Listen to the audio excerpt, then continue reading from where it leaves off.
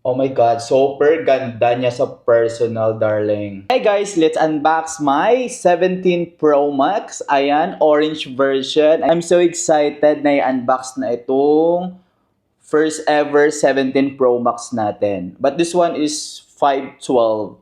Kasi short pa tayo sa budget. 1 TB kasi kailangan siyang pre-order. So, dito na lang muna tayo sa 512. Kaya, let's go!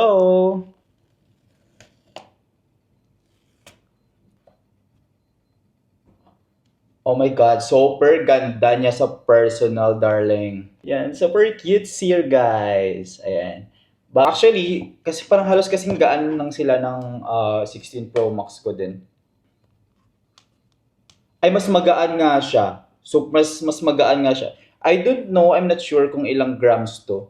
Yeah, mas magaan nga yung 17 Pro Max than the 16 Pro Max. In terms of size, same lang din.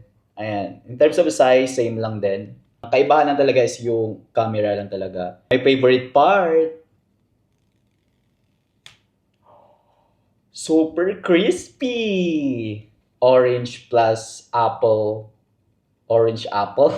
Kaya ito-transfer ko muna yung file ko sa 16 Pro Max to my 17 Pro Max. I hope you like my video and don't forget to like and share. Char! Vlogger! Sige na, bye-bye people!